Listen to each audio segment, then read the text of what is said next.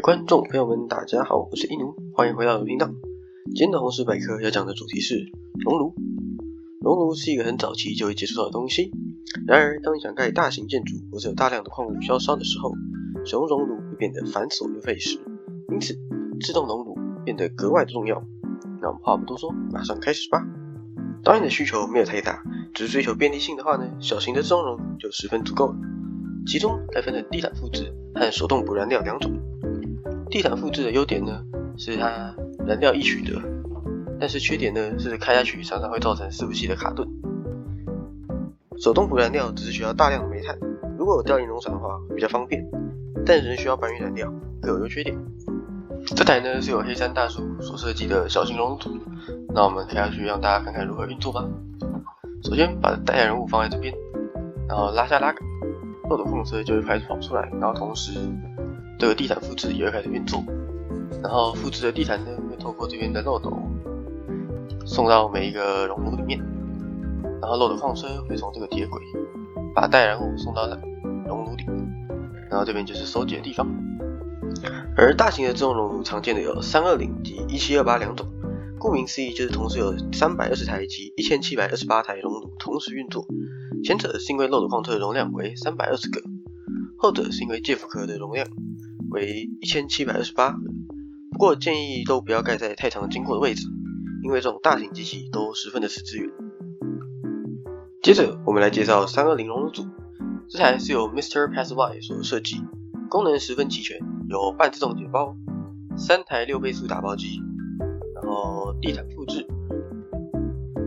然后每个漏斗在没有运作的时候呢都是锁起来的状态，这样子对伺服器的负担会比较少。那我们来运行看看吧。首先呢，把你想要烧的物品放入这个木桶里，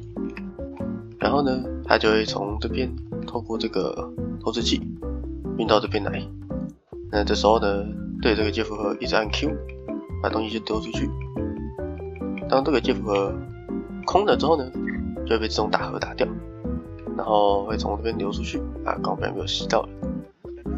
然后呢，你要带烧的物品就会停在这边，按下这个音接合之后呢，它就会落到这个压力板上，压力板侦测到，就会从这边开始跑出漏斗矿车，试试看，漏斗矿车就开始出发，然后同时这个很卡的这个地毯复制机就会开始运作。当然，如果你的电脑比较好一点的话呢，就比较不会有这个问题。就我们来看它的运行方式，首先是漏斗矿车会一路沿着这边开始跑，然后跑着跑着它会开始往上，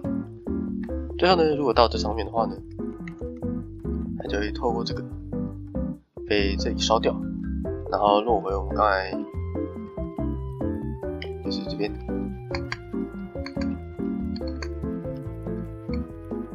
放矿车的地方，然后呢，烧完的物品可以透过这个水道流到这个6倍速打包里面。那这基本上就是它的运行原理。那接着我们去看看1728熔炉组吧。这台1728熔炉组呢是由 Slide.Nickel 所设计，虽然没有锁漏斗，但是多了这个自动解包机，而且它设计得非常巧妙。同一台矿车呢能够运送待烧物和产物，而且它的对称结构看起来十分的舒服整齐。再来就是它的效率极高，一趟来回呢就可以把一盒的介负盒的量烧完，并且装有10台6倍速打包机。这里有10台6倍速打包机，不再需要担心爆仓的问题。现在我们看看它的运作方式吧。首先呢，把已经打包好的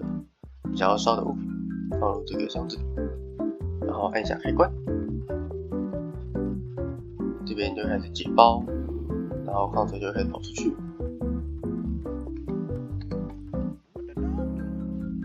这个矿车回来之后呢，它会下来，等时间到，它就会出去，然后把烧好的东西把它载走。接着呢，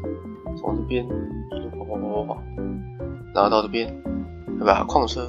跟矿车里面的物品分开，然后矿车里面的物品会流到这个6倍速打包机里面，然后矿车呢会回流到我们刚才矿车发射的地方。然后当这个6倍速打包机运作结束之后呢，它就会把打包好的东西透过这边的水流流上去，最后就跑到这边来。那我们静待一下。A few moments later， 然后就打包好了。然后这台呢有一个比较巧妙的点，就是当你燃料这边燃料没有满的时候呢，它会把你的这个按钮锁起来，就是不管你放东西，它都不会跑下去，它会用这个红石，然后把这个漏斗给锁起来。那怎么让它重新运作呢？就是打开我们的地毯复制，然后让地毯复制到一定的量，然后把这个漏斗填满，填满之后呢，它就会把这个活塞推开，这时候按按钮，这个漏斗就不会被锁住，一样可以继续运作了。熔炉组对我来说已经是生存中必不可少的机器之一了，可以免除掉非常繁琐又重复的手动烧东西。今天这部影片就到这边结束，那我们下部影片见喽，拜拜。